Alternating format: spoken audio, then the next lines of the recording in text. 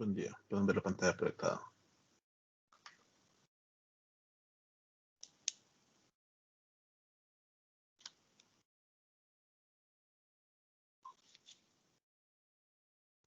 Sí, licenciada. Buenos días. Gracias.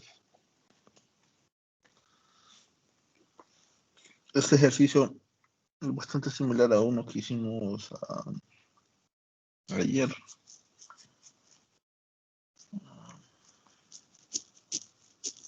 Creo que era este. Con la diferencia que en este nos plantean de que tenemos un tercer fluido. Entonces, la tensión en la cuerda, como se mira acá, cuando está en el aire es de 39.2. Luego la tensión en la cuerda, si este está sumergido en agua, es 28.4. Y si está sumergido el mismo objeto en un líquido desconocido, entonces la tensión en la cuerda es 18.6, ¿verdad? En este caso, como no hay otra fuerza o otro elemento adicional, en el caso 1, hacemos un diagrama de cuerpo libre para nos vamos a dar cuenta que ese valor de esa tensión, en el caso 1, estamos numerando 1, 2, 3. Entonces el caso 1 es cuando está en aire, es que esa tensión tiene que ser igual al peso, ¿verdad? Entonces, de ese caso, la información que obtenemos es que la masa del objeto es igual a 4 kilogramos. Al final, lo que nos consultan es que determinemos la densidad del objeto, ¿verdad? Perdón, la densidad del líquido desconocido. Entonces, para poder tener esa información, se requieren muchos datos. Entonces, ya de la condición que teníamos cuando estaba en el aire, ya sabemos la masa. Del caso que tenemos cuando está sumergido en agua, volvemos a hacer otro diagrama de cuerpo libre. En este caso está presente la fuerza boyante o la fuerza de empuje que está ejerciendo el fluido sobre el objeto, ¿verdad? Y este va a tener el mismo sentido que está teniendo la tensión.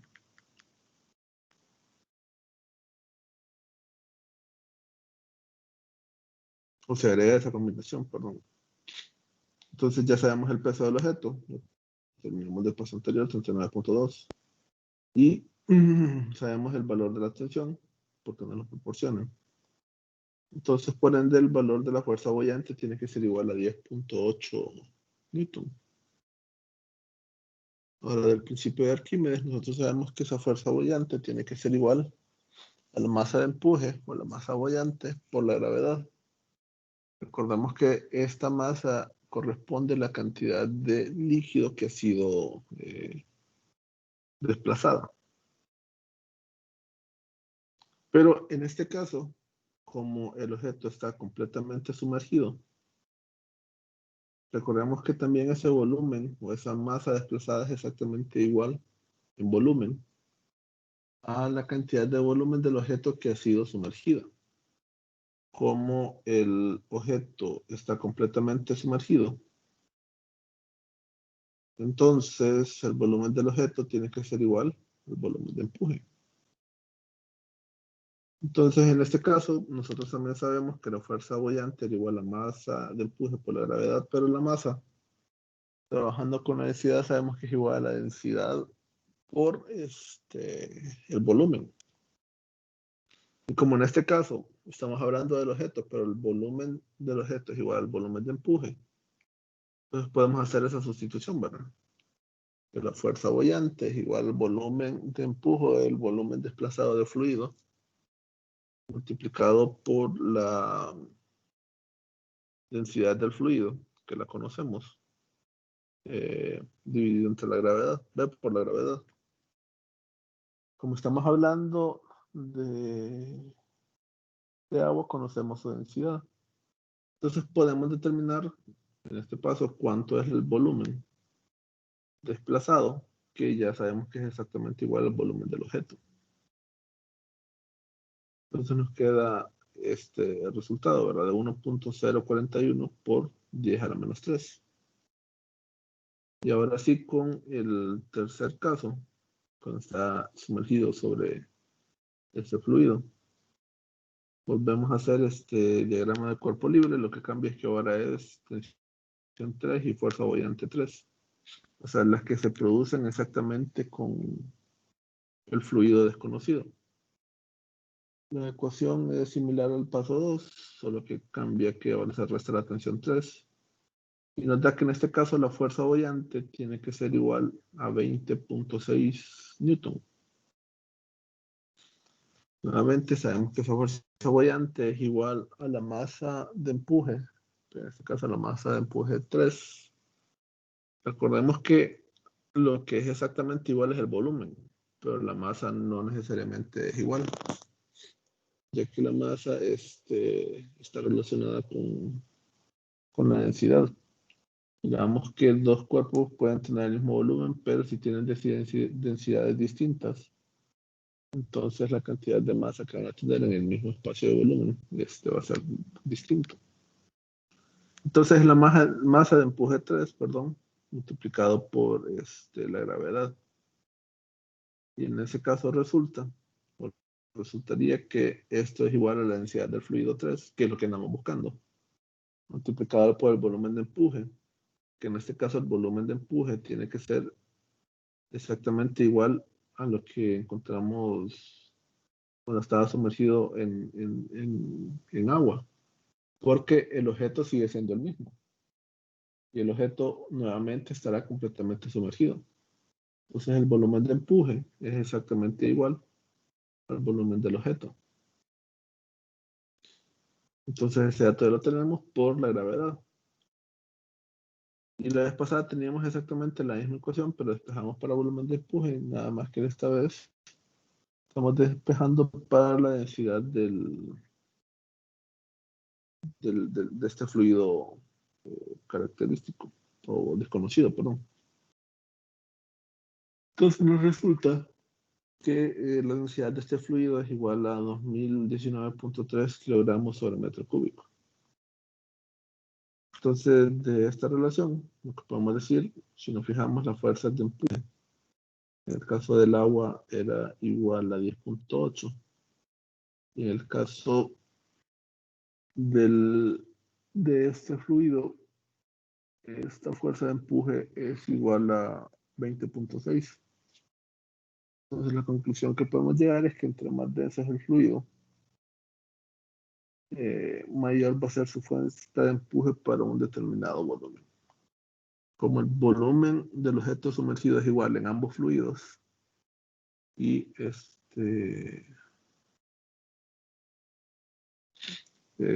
por lo tanto el volumen de empuje es igual, entonces la fuerza de empuje quedará ligeramente determinada por la densidad de este. Y si la densidad es prácticamente el doble, entonces también la fuerza de empuje va a ser una relación similar. ¿Alguna duda? Consulta.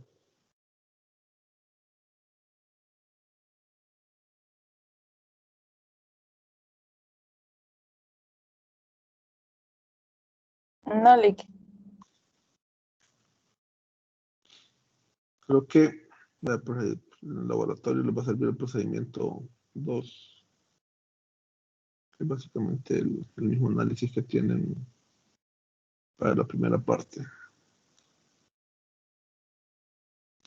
Entonces pasemos a otro ejercicio. Dice, una regadera tiene 20 agujeros circulares cuyo radio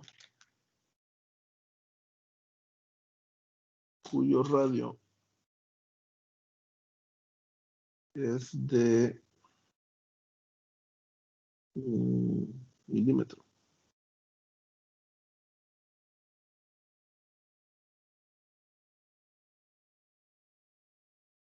La regadera está conectada a un tubo de 0.8 centímetros de radio. Si la rapidez del agua en el tubo es de 3 metros sobre segundo, ¿con qué rapidez saldrá de los agujeros de la regadera?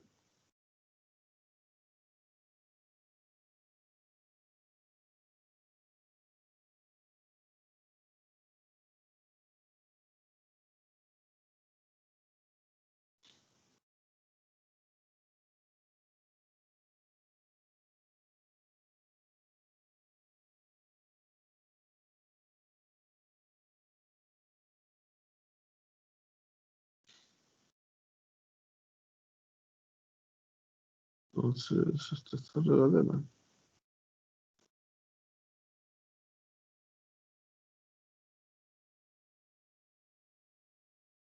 Por donde está saliendo el agua a través de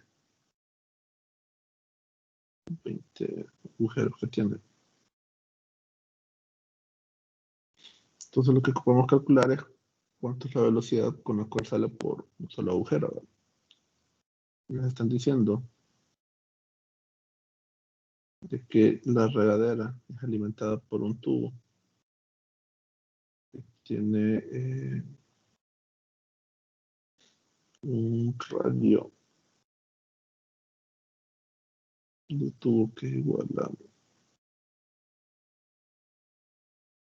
0.8 centímetros, que la velocidad del agua en el tubo es igual a 3 metros sobre segundo. En esta parte de acá nos dicen que el radio de un agujero es igual a 1 milímetro, que son 20 agujeros.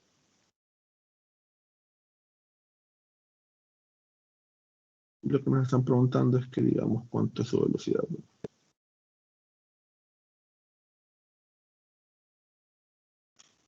Entonces, para poder resolver este ejercicio, ocupamos hacer uso de la ecuación de continuidad. Es decir, la misma cantidad de agua que está ingresando a la regadera tiene que ser igual a la cantidad de agua que está saliendo ahora. El fluido no se puede acumular en la regadera, ¿verdad? No es que va a ir acumulando agua y agua. Lo que conforme va entrando agua o flujo de agua, entonces esto debe ser igual a su salida, ¿verdad? Entonces lo que podemos decir es que el flujo de ingreso debe ser igual, flujo, perdón, de ingreso de agua. Sí.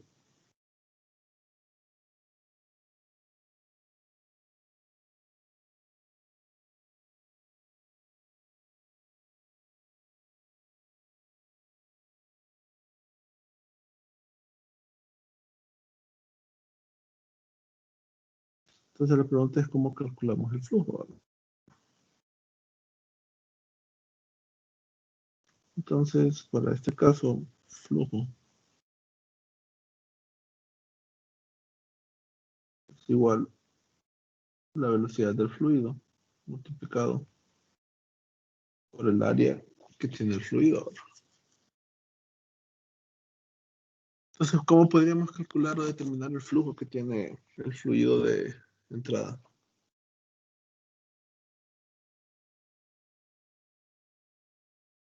El área del círculo, que es por donde entra el agua, y por la velocidad. O sea, en este caso,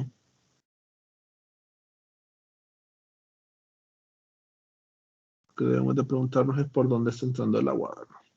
Entonces, está entrando por el tubo que nos mencionan. Entonces, en este caso sería la velocidad del tubo multiplicado por el área que tiene el tubo. Entonces, para encontrar la otra parte del igual, lo que nos tenemos que preguntar es por dónde está saliendo el agua.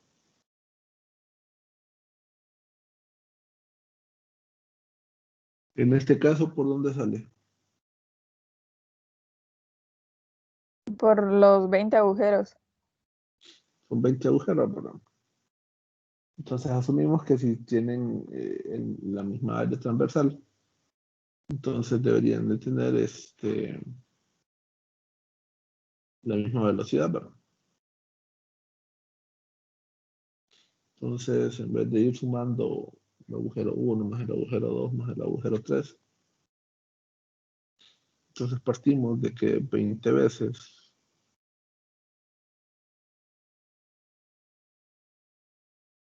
la velocidad que se tiene a un agujero multiplicado por el área de un agujero, ¿verdad?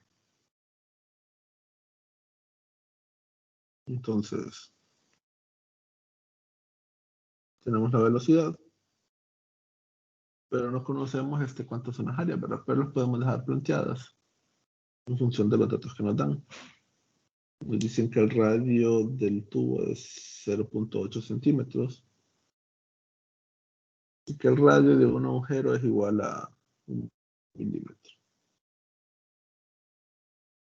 En este caso, uno está expresado en centímetros, el otro está expresado en milímetros. Lo ocupamos dejar en una sola unidad. Entonces, la ventaja de esta ecuación es que, por ejemplo, si decidimos dejarlo en centímetros, las áreas nos van a quedar en centímetros cuadrados. Entonces, se cancelan entre ellas esa unidad. Aunque lo correcto en este caso es dejarlo expresado en metros.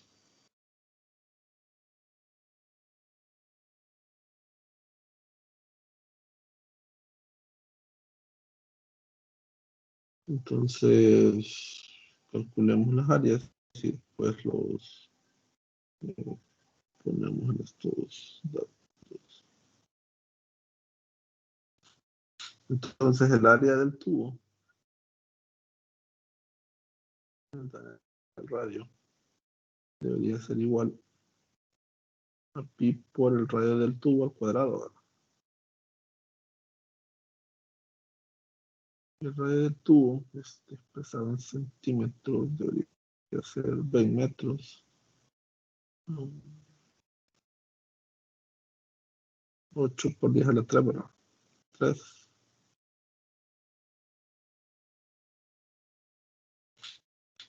¿Cuánto les queda?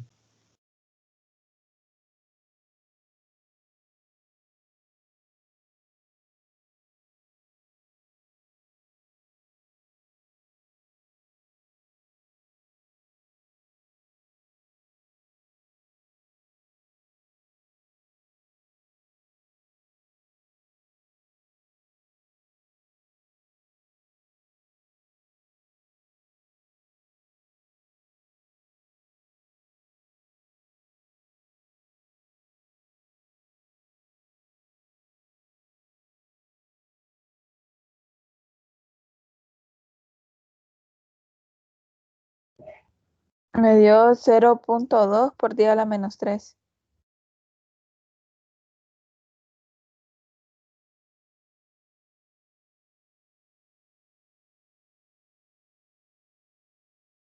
0.2.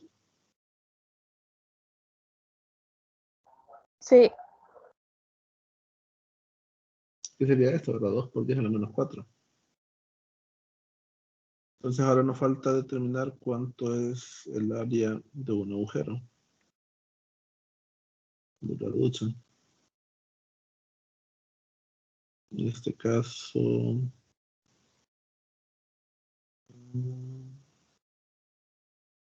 sería pi por el radio de un agujero. Entonces es pi. El radio de un agujero es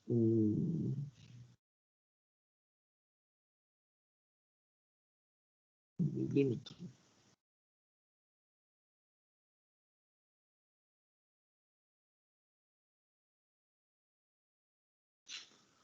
Entonces sería 1 por 10 a la menos 3 metros. Y a este elevado al cuadrado. ¿Cuánto les queda? 3.14 por 10 a la menos 6 metros cuadrados.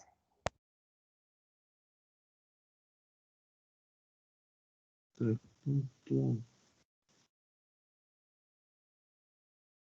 10 a la menos 6. Sí, Así.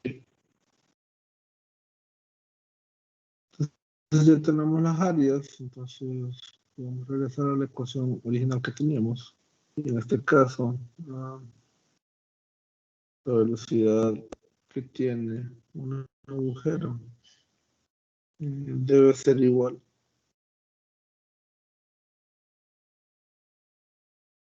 a la velocidad que tiene el agua en un tubo, multiplicado por el área del tubo, dividido entre 20 veces el área de un agujero.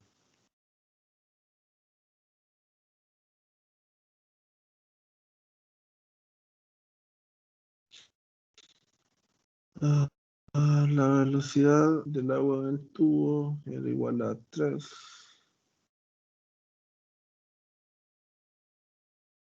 El área en el tubo es igual a 2,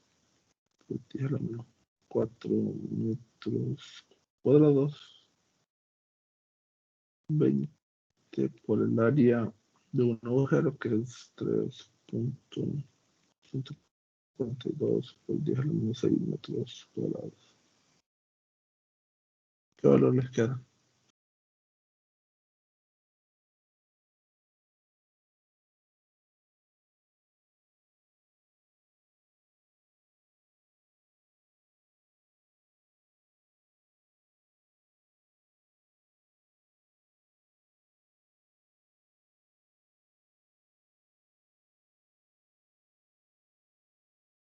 me da 9.554.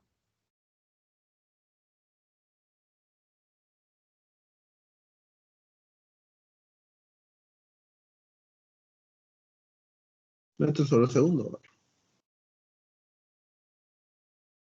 Entonces, debido a esa reducción, que la velocidad con la cual sale de la regadera es casi 3 veces, no, un poquito más de 3 veces la velocidad con la cual está entrando a la regadera. Y si se deseara que fuera más rápido, entonces solo se aumenta la velocidad con la cual está entrando el agua o se reduce el área de los agujeros.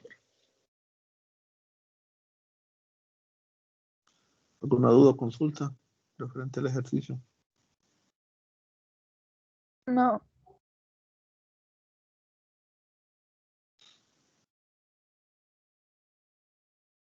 Vamos al 47, dice un sistema de riego de un campo de golf. Descarga agua de un tubo horizontal a razón de 7.200 centímetros cúbicos por segundo. Ese dato que nos están dando ahí es el flujo. Por ejemplo, que era lo que calculábamos acá. Sabemos que el flujo es igual a la velocidad por área. Por eso es que queda centímetros cúbicos entre segundos. En un punto del tubo donde el radio es de 4 centímetros, la presión absoluta es de 2.4 por 10 a la 5 pascales. Dice que en un segundo punto del tubo el agua pasa por una constricción cuyo radio es de 2 centímetros. Entonces nos preguntan que qué presión absoluta tiene el agua al fluir por esa constricción.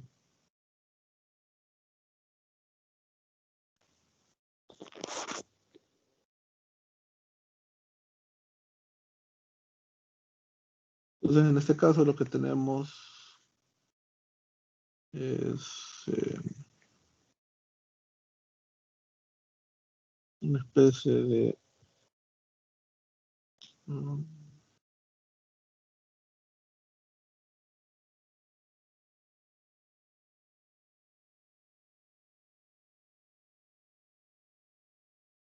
un tubo horizontal, ¿verdad? Y dicho tubo horizontal en una zona específica eh, tiene, ya sea por un golpe o porque estuvo sometido a un peso en determinado lugar, tiene una reducción de su área efectiva, ¿verdad?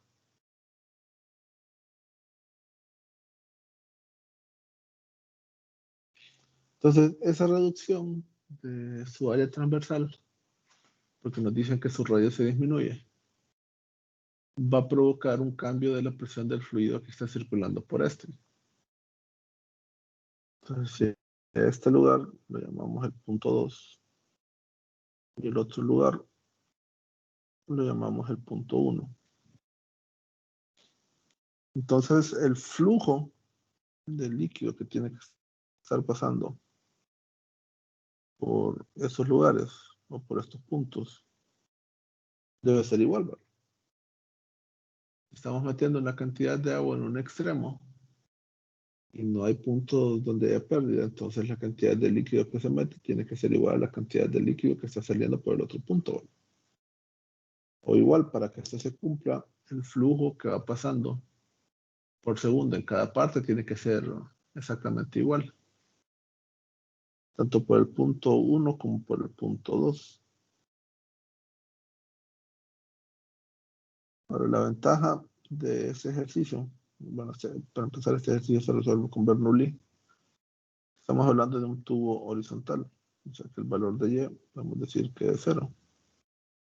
Y el valor de Y1 también es 0. Pero para poder determinar la presión 2, ocupamos las velocidades. Ocupamos saber cuánto es la velocidad en el punto 1. Y ocupamos saber cuánto es la velocidad en el punto 2. Ahora, en este caso, nosotros nos podemos apoyar de la ecuación con la cual estábamos trabajando anteriormente. El flujo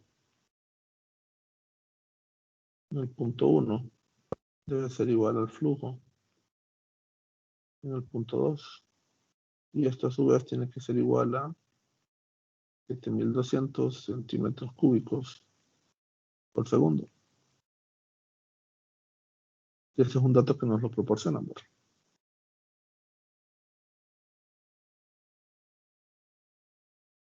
Entonces sabemos de que el radio en 1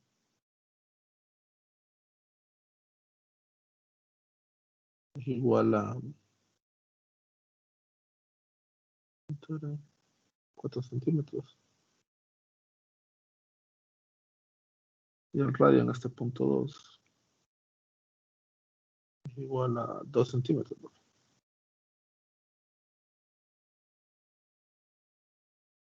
Entonces recordemos que el flujo 2 puede ser básicamente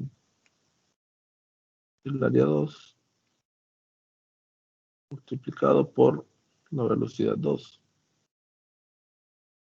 Porque el flujo 1 es igual al área 1 por la velocidad 1. Es decir, lo que tenemos es el flujo y podemos calcular el área, entonces podemos determinar su velocidad. Entonces, primero ocupamos las áreas.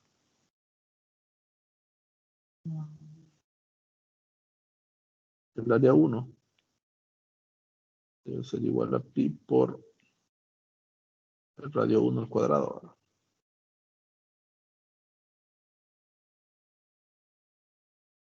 Sustituyendo es pi.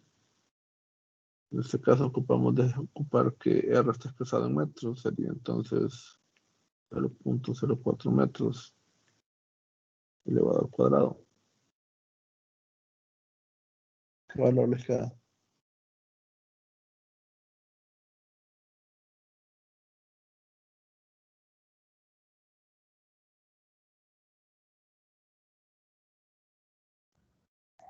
5.026 por 10 a la menos 3.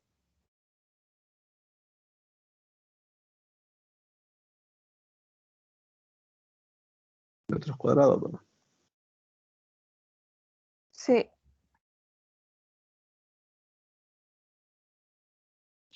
El área 2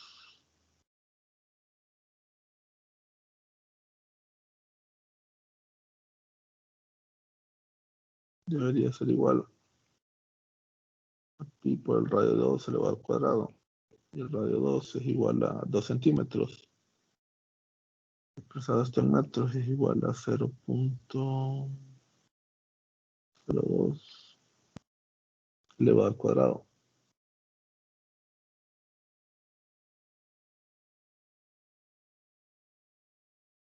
¿Cuánto les queda? 1.256 por 10 a la menos 3 metros cuadrados.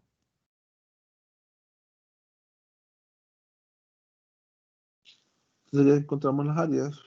Para poder encontrar la velocidad ocupamos que el flujo esté expresado en metros cúbicos por segundo, ¿vale? Entonces para eso ocupamos hacer una conversión. 7.200 centímetros cúbicos por segundo. Pues tenemos que pasar a metros por segundo, ¿vale? De metros cúbicos por segundo. Entonces sabemos que en un metro hay 100 centímetros. Y como la relación que tiene el metro es a la 3, entonces tenemos que también dejarlos expresados o elevados a la 3, ¿verdad? ¿Qué resultado les queda? 7.2 por 10 a la menos 5. A la menos 3. Menos 5. Voy a verificar otra vez.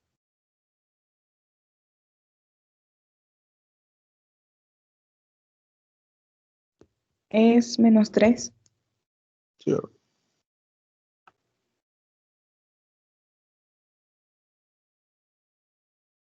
Sí, es menos 3.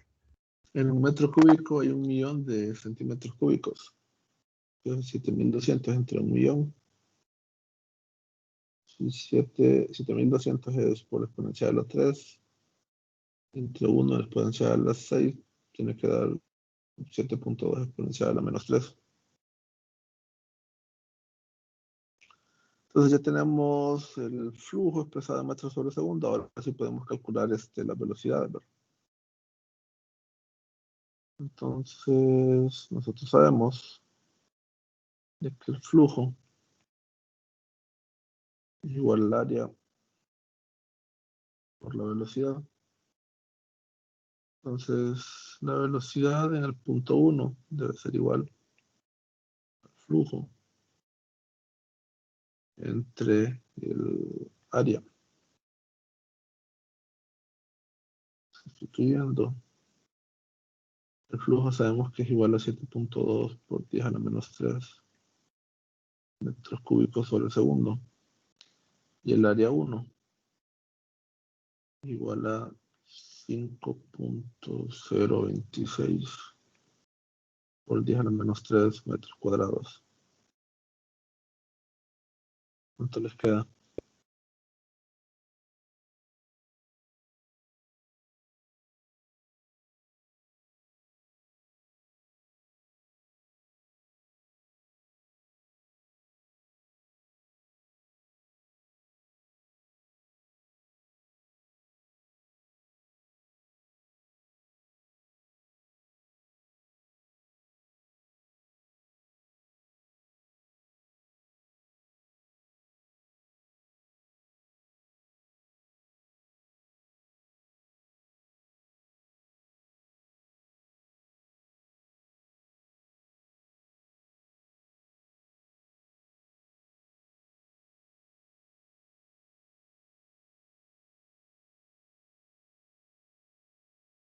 1.4325.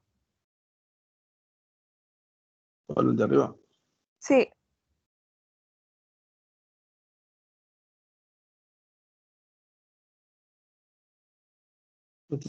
Sobre el segundo y el otro.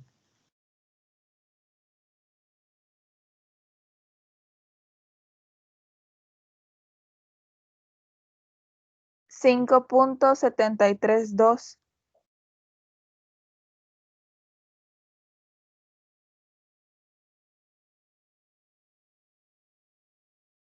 Entonces ya tenemos las velocidades, ¿verdad?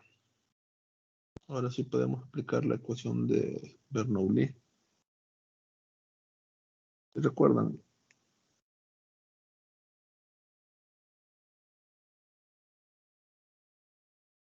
La ecuación de Bernoulli es la siguiente. La presión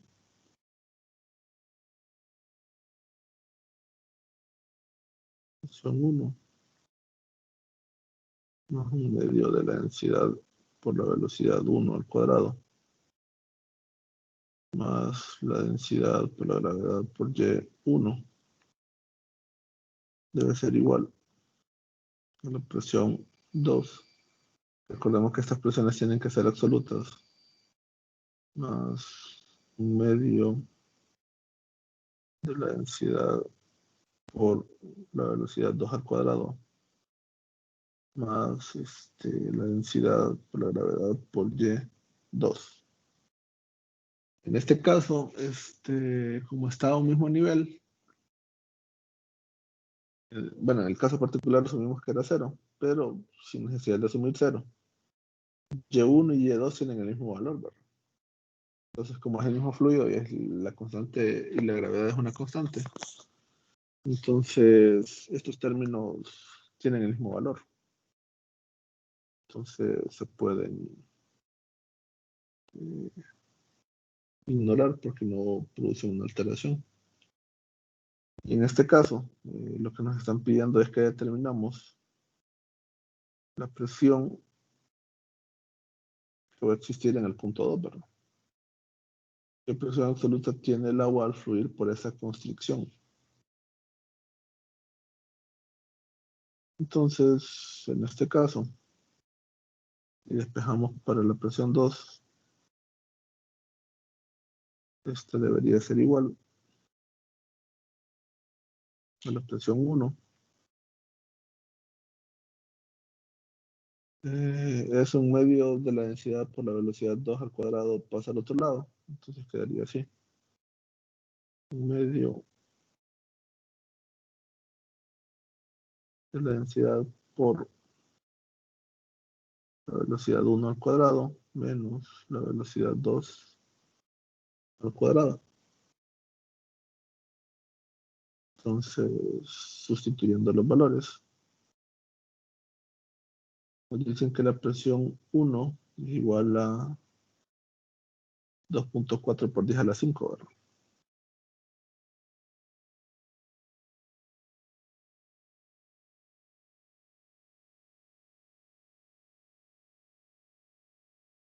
Un campo de Wolff nos dicen que el fluido es agua. Entonces, en este caso trabajamos con la densidad del agua, ¿verdad? Entonces, un medio de la densidad, que en este caso es la densidad del agua, o sea, 1000 kilogramos por metro cúbico. Y a la velocidad 1, que encontramos acá, que es 1.433 elevado al cuadrado,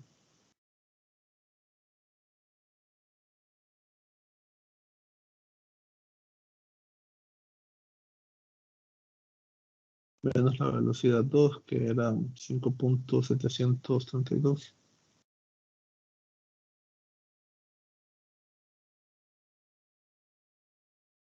que también va elevado al cuadrado.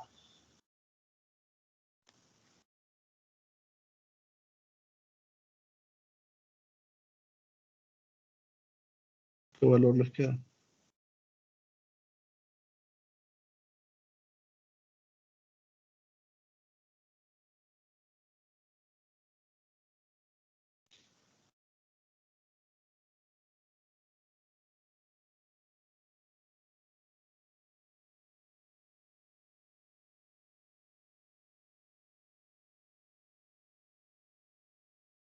Me dio 224.598.83. 588. Sí, 98, perdón. .83.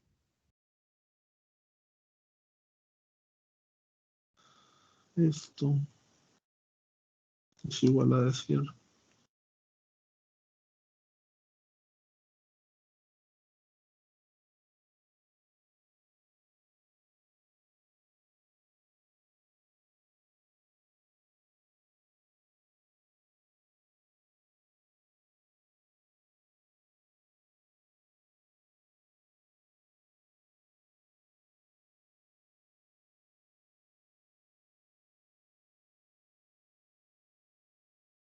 Y esa sería la presión en ese punto. Si nos fijamos, más bien perdió presión, ¿verdad? Pero no es que se pierda, sino que esa presión o ese cambio de presión se repercutió en un aumento en la velocidad. Y miramos en esta parte, la velocidad 2 es mayor que la velocidad 1, ¿verdad? Recordemos que para que un objeto pueda aumentar su velocidad, entonces tiene que tener mayor cantidad de energía cinética. Y recordamos que la presión es básicamente una fuerza que está siendo aplicada en un área. Entonces, esa caída de presión se repercute en un aumento en la energía cinética de dicho flujo. Por eso se mueve más rápido y hubo una caída de presión.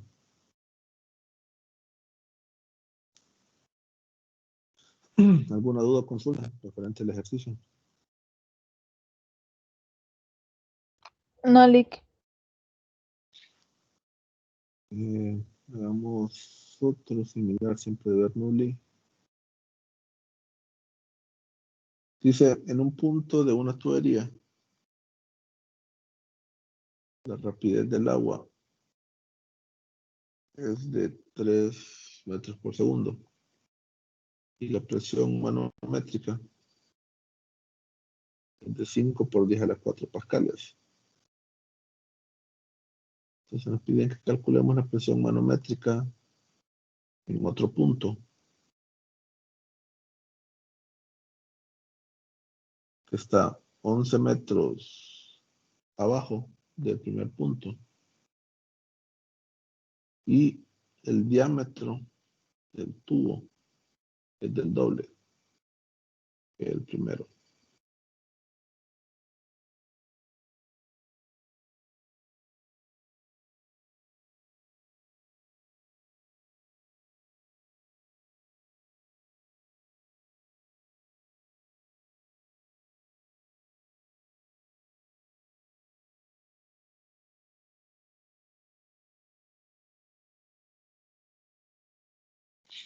Entonces, en ese caso sería algo así.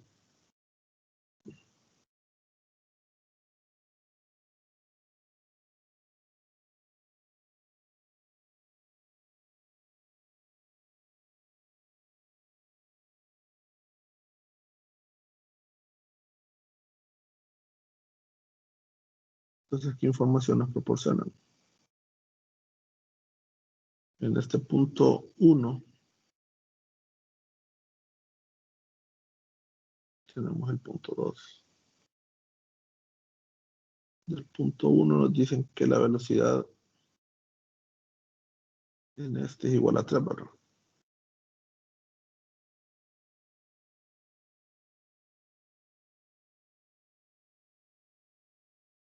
Y que la presión manométrica en 1 es igual a 5 por 10 a la 4 pascales.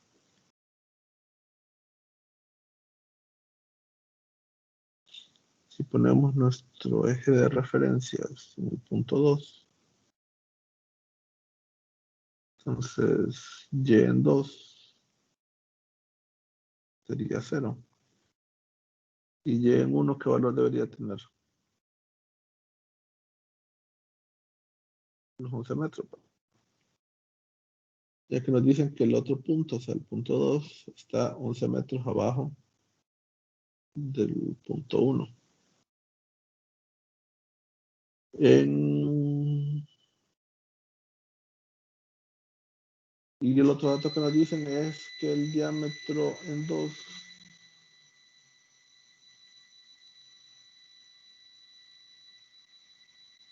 es 2 veces el diámetro 1, ¿verdad?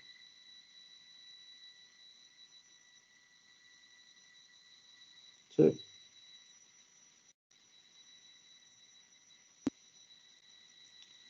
Entonces, si el área 1 es igual a pi por el diámetro 1 al cuadrado entre 4, el área 2 tendría que ser igual a ¿qué? A pi por el diámetro 2 al cuadrado entre 4, ¿verdad?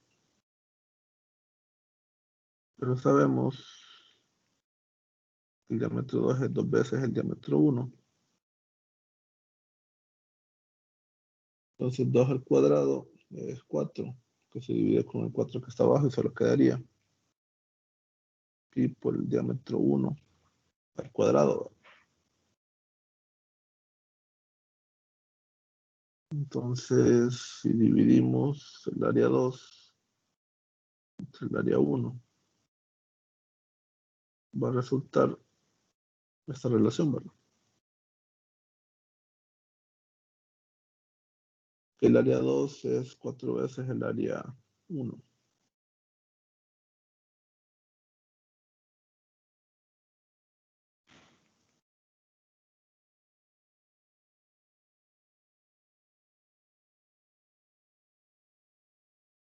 No sabemos en sí cuánto es el área, pero con esa relación podemos trabajar, ¿verdad? Entonces nosotros debemos conocer que el flujo 1 o el flujo en la sección 1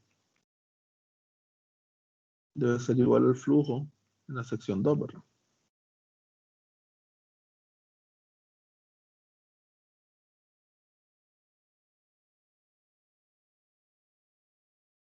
El flujo 1 es que es igual al área 1 multiplicado por la velocidad del líquido o fluido en ese punto, ¿verdad? Y el flujo 2 es igual al área 2 multiplicado por la velocidad en el punto 2. No conocemos las áreas, pero tenemos una relación que se cumple entre ellas, ¿verdad? Entonces, podemos acomodar esto de tal manera que tengamos la misma relación. Es decir, la velocidad 1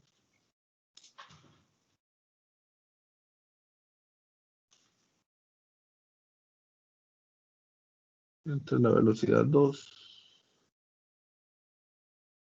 debe ser igual al área 2 entre el área 1, ¿verdad?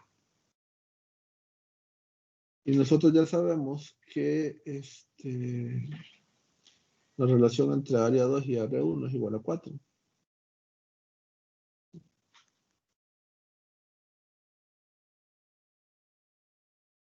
Entonces esto sería igual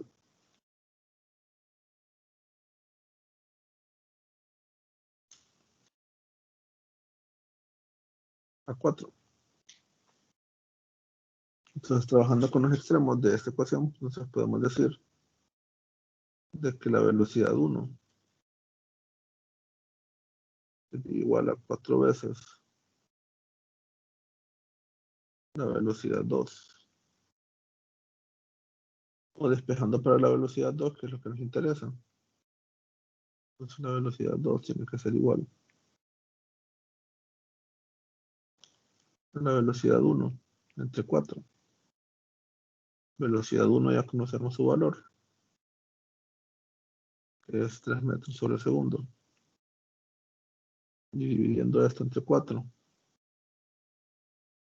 Entonces nos queda 0.75 metros sobre segundo.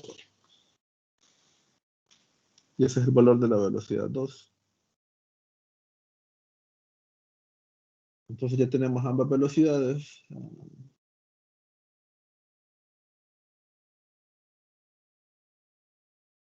Tenemos ambos valores de Y. Y para poder encontrar la presión en ese punto 2 aplicamos la ecuación de Bernoulli. Lo único que nos faltaría es tener la presión absoluta para el punto 1. Entonces la presión absoluta aquí es igual.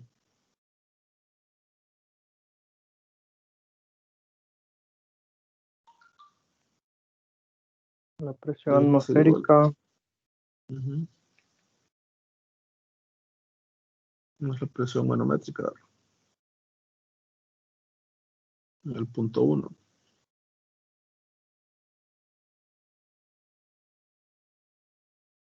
Entonces es 1.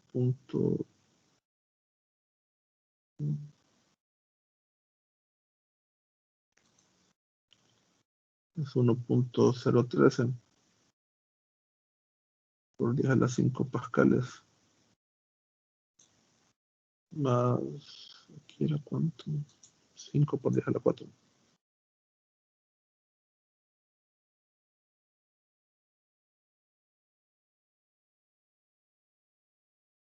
¿Cuánto les queda?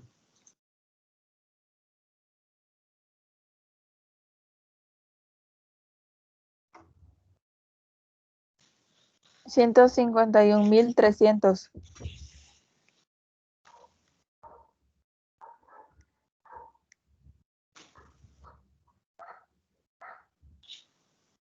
Entonces ya tenemos todos los datos, ahora sí podemos trabajar con la ecuación de Bernoulli. En ese caso, presión 1 más 1/2 de la densidad por la velocidad 1 al cuadrado más la densidad por la gravedad por Y1 deben ser igual a la presión 2 más medio de la densidad por la velocidad 2 al cuadrado más la densidad por la gravedad por Y2. Y2 en este caso, ¿cuánto es? 0, ¿verdad? O en el caso, por ejemplo, que no tengan el valor, sino que solo el cambio. Se pasa al otro lado y les queda delta Y, ¿verdad? Pero en este caso, por la relación que usamos, es igual a 0.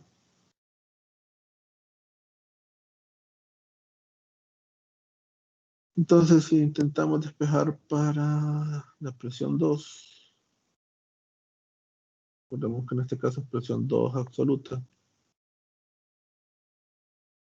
Esta debería ser igual a la presión 1 más 1/2. Si ese término que tenemos acá lo paso al otro lado, entonces tienen en común 1/2 de la densidad. Entonces podemos tomar eso como para factorizarlo ahora. Sería velocidad 1 al cuadrado menos velocidad 2 al cuadrado. Y queda el otro término.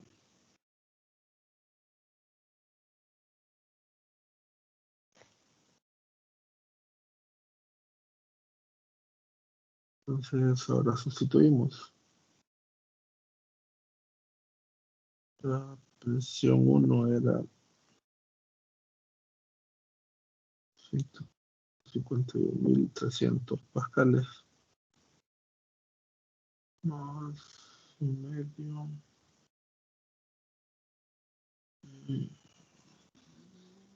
Dicen que es agua. Entonces la densidad es 1000 kilogramos sobre metro cúbico. Las velocidades, la velocidad 1 era 3, ¿verdad?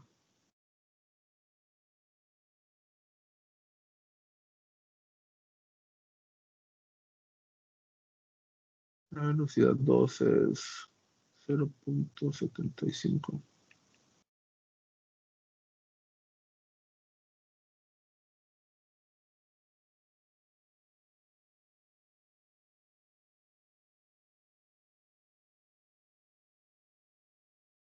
Y Y1 era 11 metros.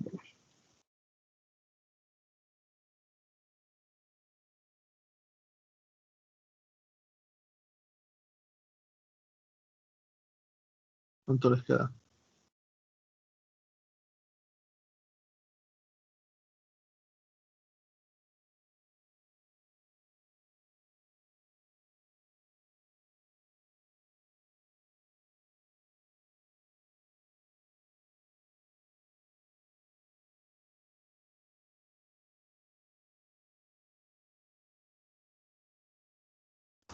$263,320.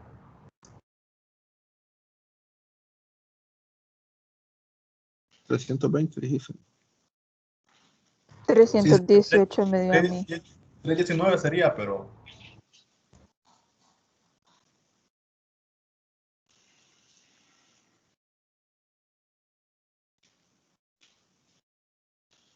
Recordemos que lo que nos están pidiendo es la presión manométrica, entonces presión absoluta es igual a la presión atmosférica más la presión manométrica. Entonces, para determinar la presión manométrica, en el punto 2, esto tendría que ser igual a la presión absoluta en el punto 2 menos la presión atmosférica. ¿Verdad?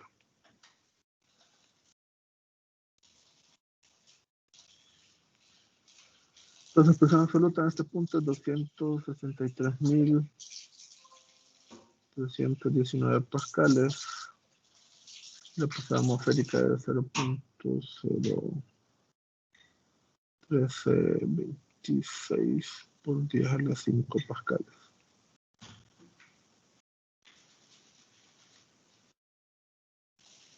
¿Cuánto les queda?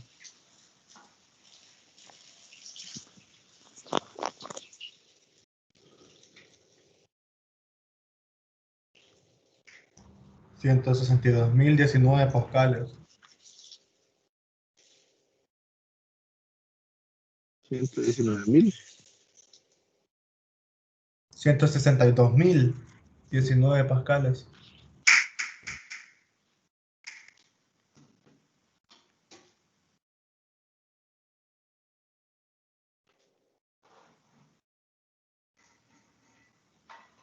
Hubo un aumento bastante considerable, ¿verdad?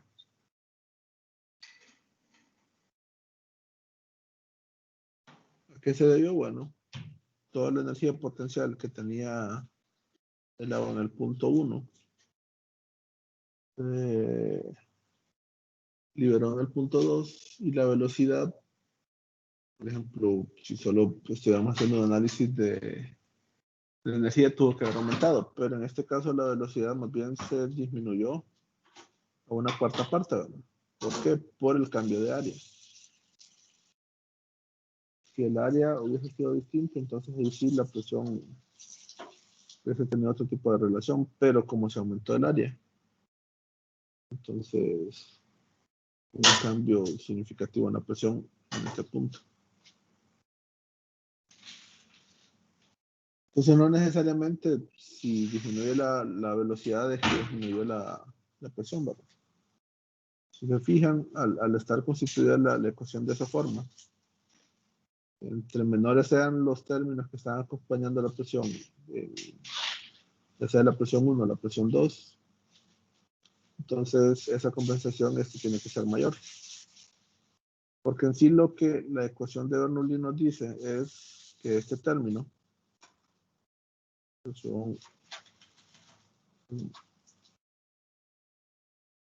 este término de presión más medio de la densidad por la velocidad al cuadrado más la densidad por la gravedad por y debe de ser constante. Entonces, si los otros dos términos que acompañan a P son pequeños y hay un cambio considerable, entonces eso lo que va a hacer es que la presión en ese punto se eleve. Entonces, un poquito más de lógica inversa respecto a los valores que pueden salir al utilizar la ecuación de Bernoulli. ¿Alguna duda, consulta? Solo que era, ¿qué ejercicio era ese ejercicio? ¿Qué número era? 44. Enunciado. Gracias.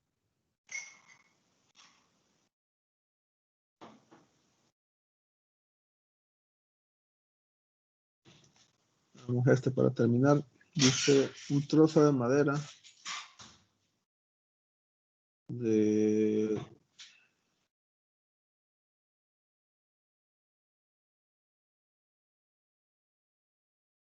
0.6 de longitud, 0.25 de ancho, 0.08 de espesor, tiene una densidad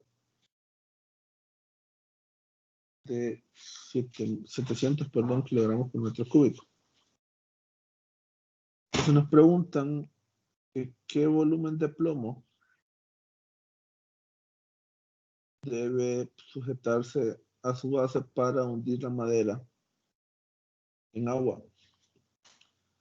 Perdón, de manera que la cara superior quede al ras del agua.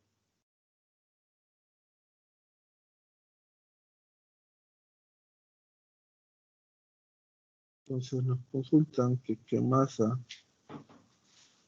tiene ese volumen de plomo.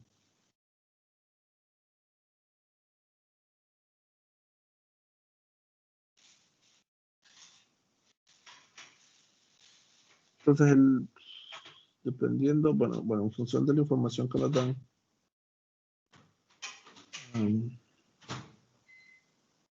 nosotros sabemos que tenemos el nivel del agua. Y como en este caso la densidad de la madera es inferior a la densidad de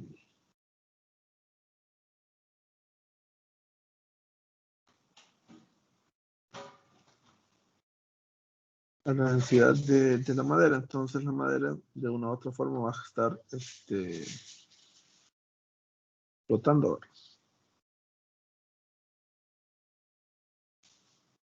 Ahora, ¿qué tanto va a estar sumergido o no? Bueno, eso depende de la relación entre las densidades, ¿verdad? Como mirábamos ayer.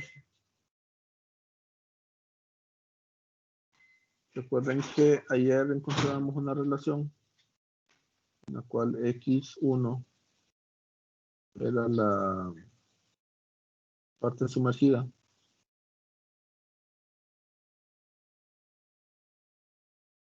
y X2 era la altura del objeto, ¿verdad?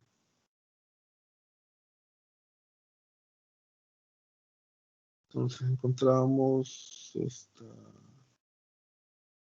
relación que X1 entre X2 debe ser igual a la densidad del objeto entre la densidad del fluido. Recordemos que esto solo aplicaba cuando la densidad del fluido es mayor que la densidad del objeto, que es básicamente las condiciones en las cuales un objeto flota. Entonces, nosotros queremos saber qué parte de este objeto está sumergida. Entonces, sabemos la densidad del objeto y sabemos la densidad del agua. Entonces, en este caso, X1 entre X2 debe ser igual a 700 kilogramos por metro cúbico entre 1000. Y esto es igual a 0.7, ¿vale?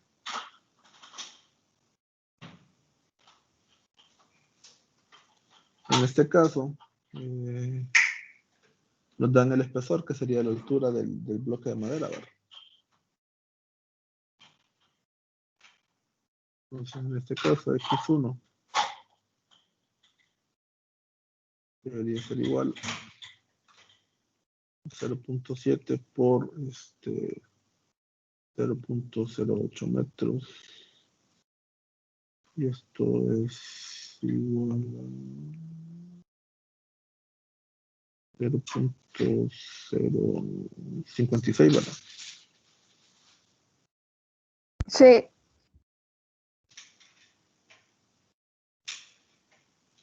Entonces, ¿qué pasa cuando se empieza a aplicar un mayor peso al bloque de madera? Por sí solo está en esa condición. Pero,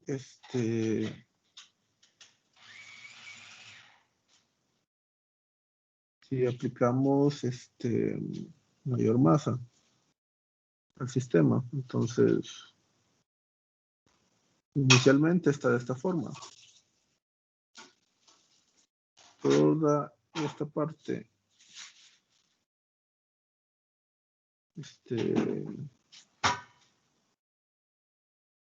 está sumergido.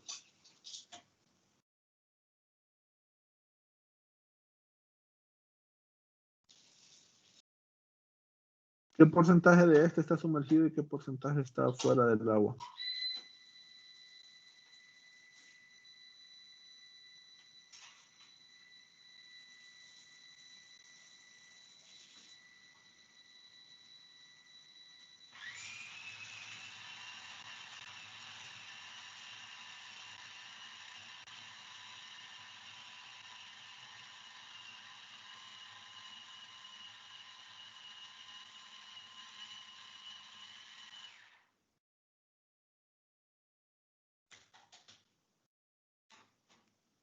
En función al último cálculo que hicimos.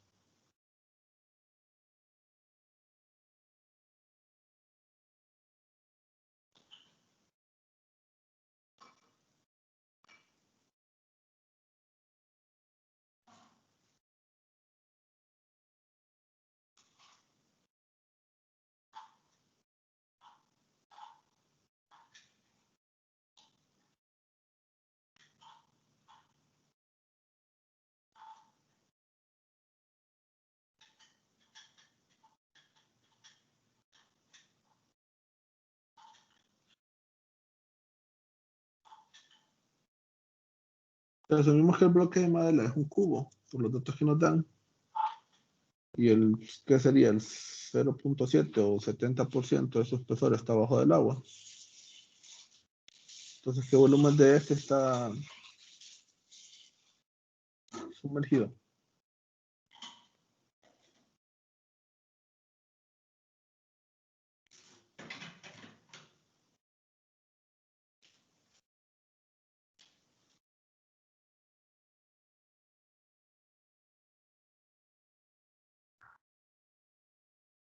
El 30%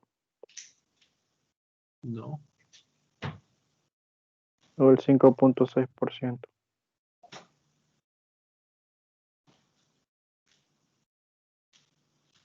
A ver. 0.7 o 70% de su espesor está abajo del agua. Porque ese es el valor que encontramos de X1, ¿verdad?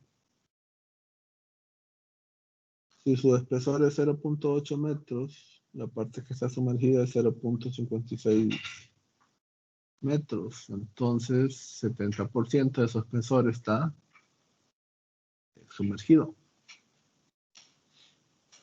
Entonces, como el área que nos dan, básicamente, o lo que nos describen de la madera es que es un bloque, un paralelepípedo, entonces su área es igual.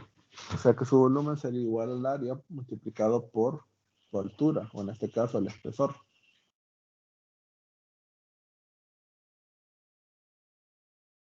Por lo tanto, la parte que está sumergida tiene que ser igual a la proporción del espesor que está sumergida. Es decir, un 70%. Sería 0.7 por 0.6 por 0.25, ¿verdad? ¿Para qué? Para el volumen. El volumen sumergido.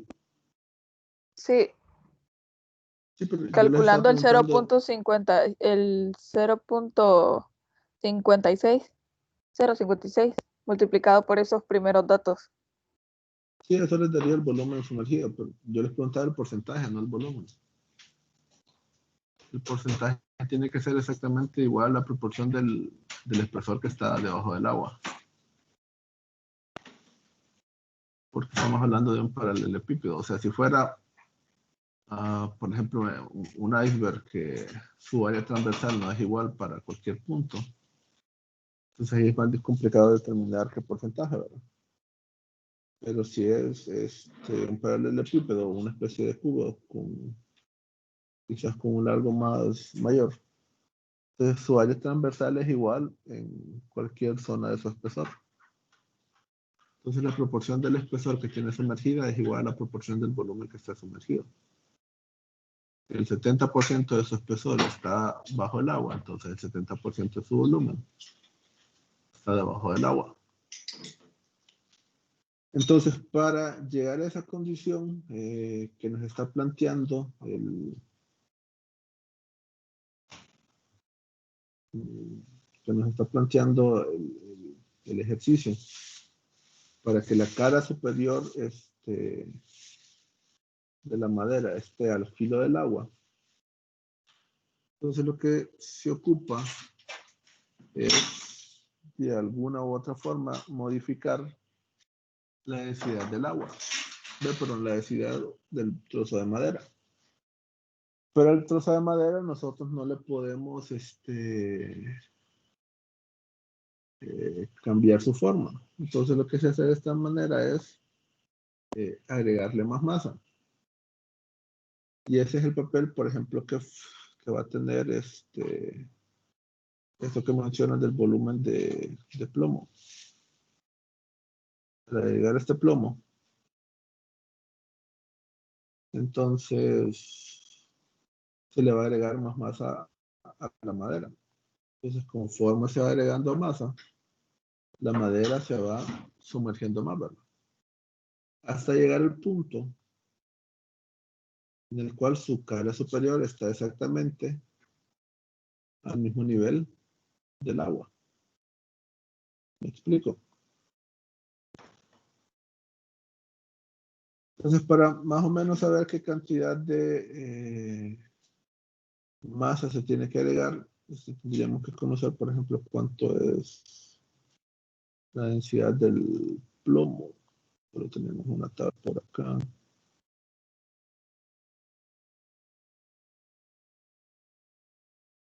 Entonces, perdón.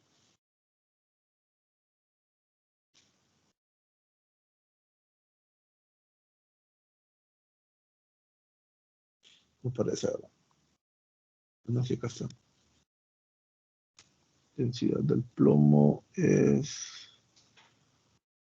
11.3 por 10 a la 3, o sea, 11.300 kilogramos por metro cúbico.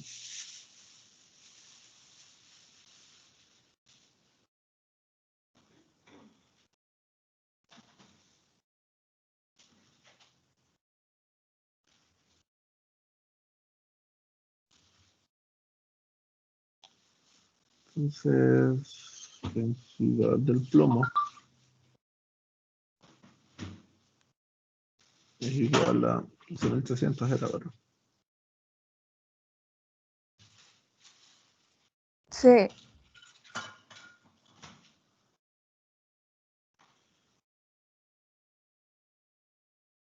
Entonces, lo que nos preguntan es qué volumen de plomo debe agregarse para llevar la cara de la madera a ese punto, ¿verdad?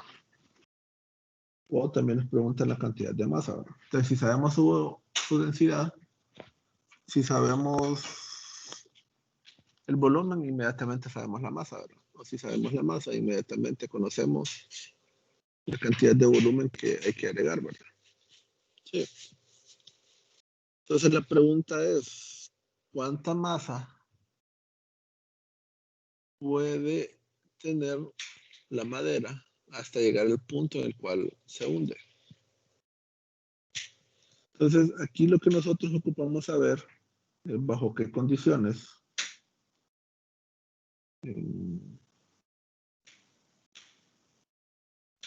X1 va a tender a ser igual al valor de X2, ¿verdad? Sí. ¿Eso cuándo va a ocurrir? Bueno, cuando, digamos, la densidad del objeto, y pongámosle con una, entre comillas, tienda a ser la densidad del fluido. Es decir, no podemos cambiar la densidad de la madera, ¿verdad? Y tampoco podemos cambiar la forma de la madera.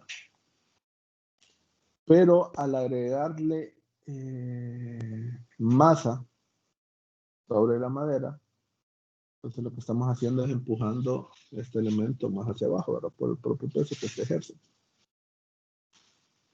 Entonces, entre más masa agreguemos, mayor va a ser la masa que intentará tener la madera para permanecer flotando, ¿verdad?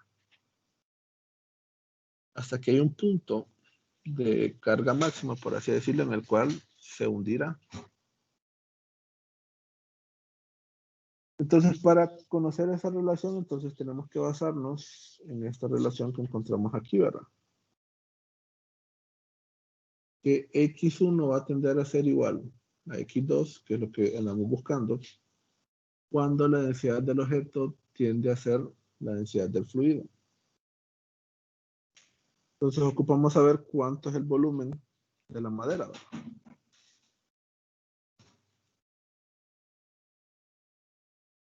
Y este que sería igual, bueno, nos dan las proporciones que tiene esta, ¿verdad?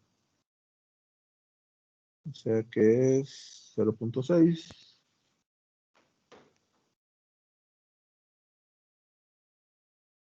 por 0.25 por 0.08, ¿verdad?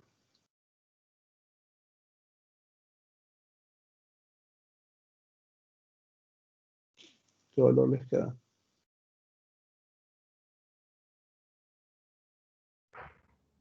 1.2 por 10 a la menos 2.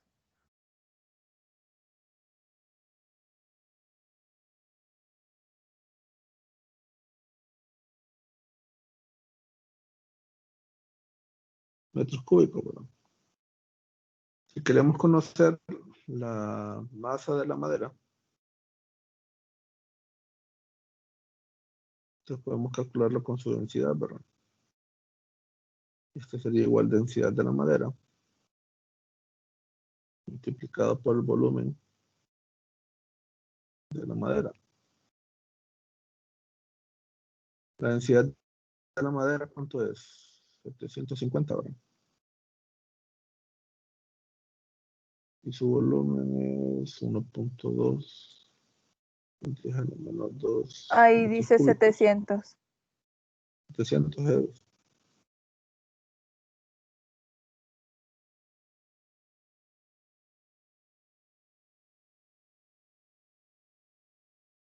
¿Cuánto les da?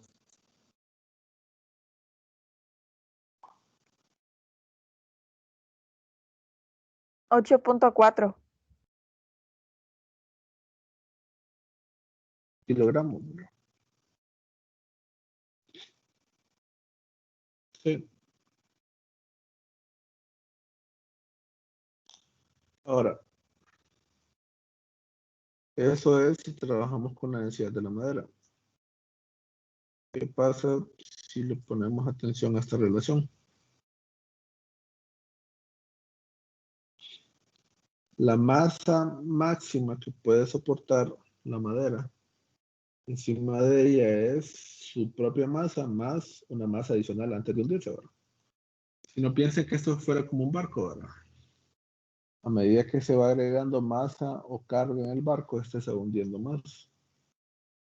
Hasta el cual puede haber un punto en el cual este esté al ras o que su parte superior esté exactamente igual al nivel de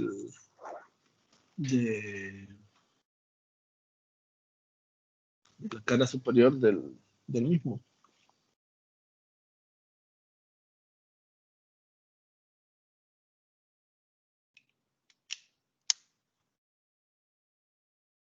Entonces, en ese caso, la densidad del barco sería casi igual a la densidad de la madera, perdón, del agua. Recordemos en este caso, no podemos cambiar la densidad de la madera, pero podemos ir agregando masa hasta un punto de que la masa total de que este está acumulando sea similar, que la lleve a tener una densidad similar a la del fluido. Entonces, para saber cuánto es la madera máxima, o perdón, la masa máxima que puede soportar la madera,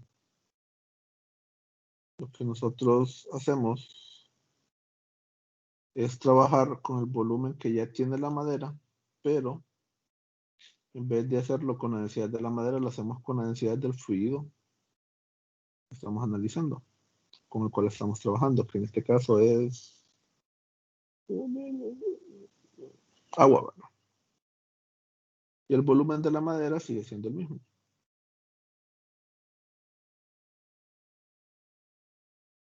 Entonces, en este caso, la densidad es 1000 kilogramos sobre metro cúbico. Y el volumen es el mismo. 1.2 por 10 a la menos 2 metros cúbicos.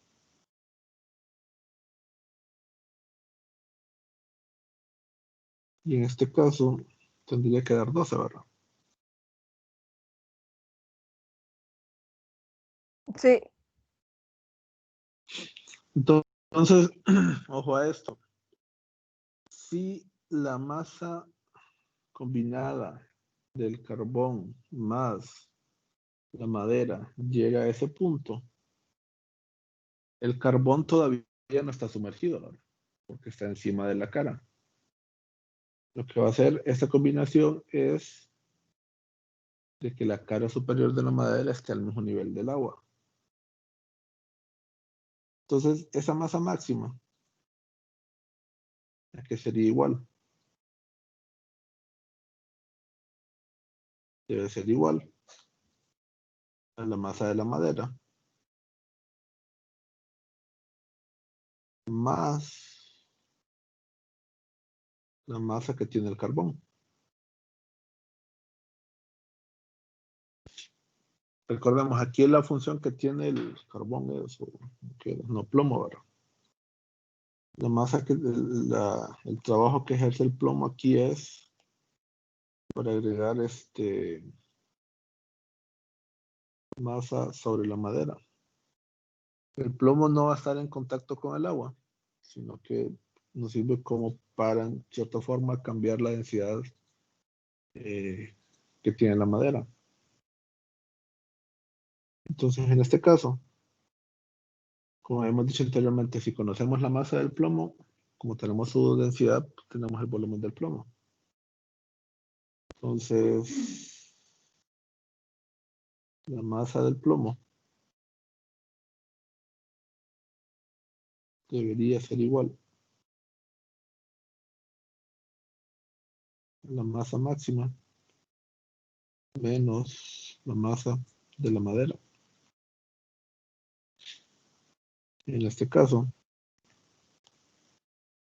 12 kilogramos menos 8.4.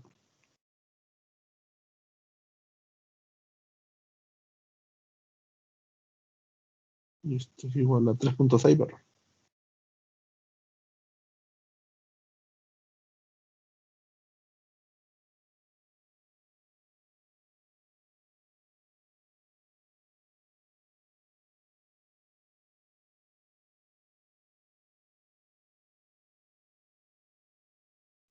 Y si lo que queremos es saber el volumen del plomo, entonces trabajando en su densidad, ah, nosotros sabemos que el volumen debe ser igual a la masa entre la densidad, ¿verdad? En este caso, la masa del plomo es 3.6. La densidad del plomo es 11.300, ¿verdad?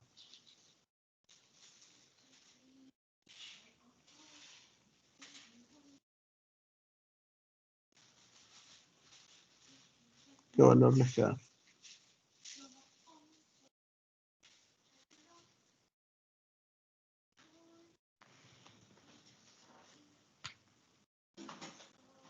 Tres punto 186 por 10 a la menos 4.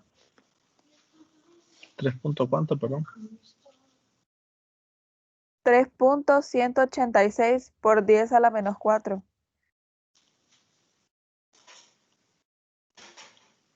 Serían metros cúbicos, ¿verdad?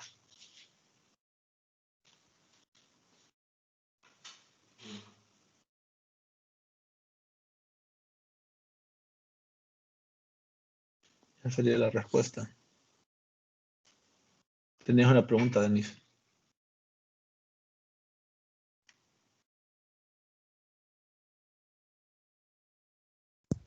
No, Lick, fue que se me activó lo presioné sin querer.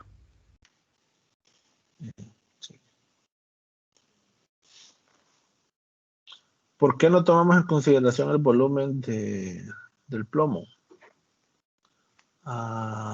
Porque el plomo nunca está en contacto con el agua.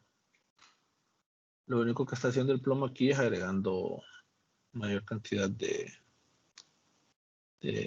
masa.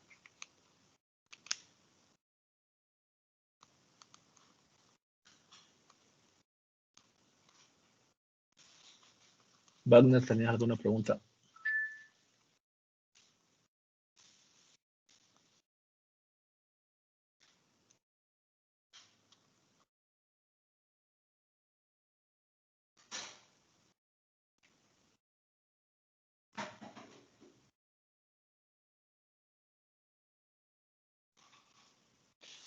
Entonces el plomo, como había mencionado al principio, lo único que hace es agregar masa a la madera. De tal forma es que si no cambia su forma, si no cambia su volumen, la madera, entonces si se le agrega más masa, entonces, por así decirlo, habría como una densidad nueva de la madera, combinada. Estaría experimentando esta. Entonces, al agregar esa masa, lo que se intenta, o lo que calculamos aquí, la clave es ver cuánto es la masa máxima que puede soportar la madera previo a hundirse. Y esa se determina de igual manera como calculamos la masa de la madera, nada más que ahora trabajamos con la densidad del fluido en vez de la densidad de la madera. Entonces, ese cambio de fluido es lo que nos indica qué tanta masa falta para que llegue a esa condición. Entonces, si conocemos la masa máxima que puede soportar y la masa que tiene la madera, entonces podemos calcular la masa que hay que agregar, que en este caso tendría que ser igual a la masa de plomo que se está adicionando. Y si conocemos su densidad y tenemos la masa, entonces automáticamente conocemos el volumen. O de manera contraria, si conocemos su volumen y tenemos densidad, entonces tenemos su valor de masa. ¿Alguna duda o consulta? No, Lick. Entonces terminaríamos por acá. No he terminado de revisar los exámenes. O sea, las notas están. Lo que no he revisado es el procedimiento. Lo que voy a hacer es para que tengan una idea de cómo van, es que les voy a habilitar para que puedan ver la nota, pero o sea, tengan consciente que no necesariamente sería la nota final de sus exámenes. Porque ha habido algunos de ustedes que me notificaron que, por ejemplo, hicieron el procedimiento, encontraron la respuesta, pero que por error seleccionaron otra opción. Entonces el procedimiento está correcto en función de la respuesta y solo fue que se equivocaron seleccionando. Entonces el sistema, si no es la respuesta correcta seleccionada, sería 0, ¿verdad? Entonces faltaría subsanar esos elementos. Y creo que me falta Licenciado, revisar. Sí. en mi caso también lo que me ha pasado es que he hecho los ejercicios y he llegado de dos distintas, a la misma respuesta de dos formas distintas y no coincide ninguna respuesta de la que me dio a mí en el campus. He puesto ninguna y creo que me ha salido mala. No sé si el enunciado pedía otra, o sea, estaba malo, no sé. Creo que hay algunos ejercicios cuando se ingresaron, la persona que lo ingresó lo hizo, o sea, pero quizás algún error involuntario puso mal la respuesta o las opciones. Cuando uno programa las preguntas de ese tipo, uno indica cuál es la respuesta correcta. Entonces, si alguien por error indicó mal cuál es la respuesta correcta, entonces pasa eso.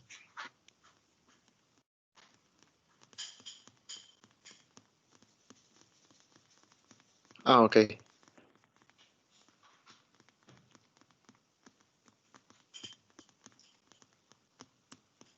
Entonces, igual voy a habilitar eso para que puedan ver más o menos cómo van.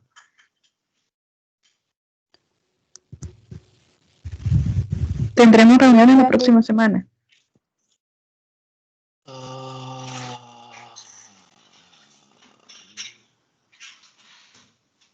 Quizás para mostrarles las notas, pero podría Sí, ser tipo ah, martes. O sea, igual tengo que compartirles el cuadro final por el campus o por el grupo para que lo vean. Y la reunión sería solo por si alguien tiene dudas. Pero no sí, sé si por aquello que quizás algunos no tienen problemas de que los demás estén escuchando su punto específico, entonces voy a tener un espacio así abierto, pero pueden haber reuniones bilaterales en una hora determinada para ver esos casos.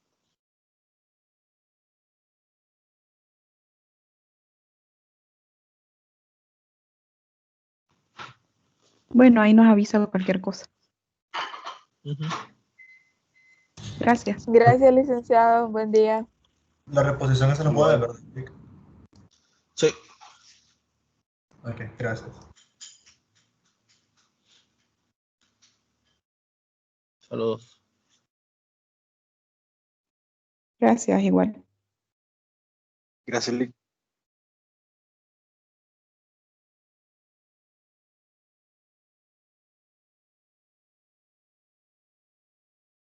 Lic,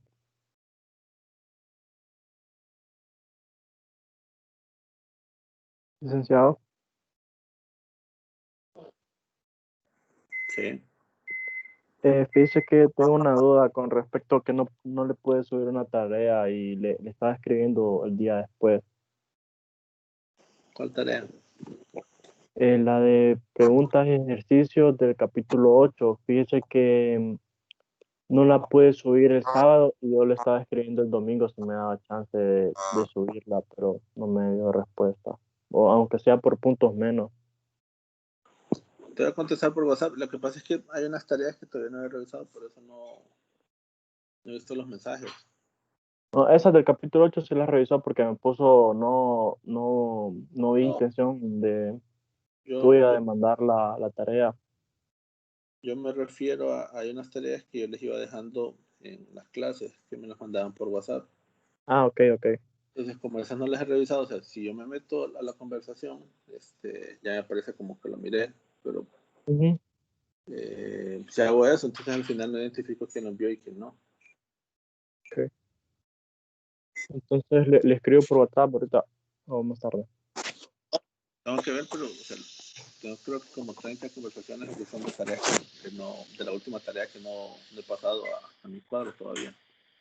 Ok. Entonces eso lo tengo que ver entre hoy o mañana.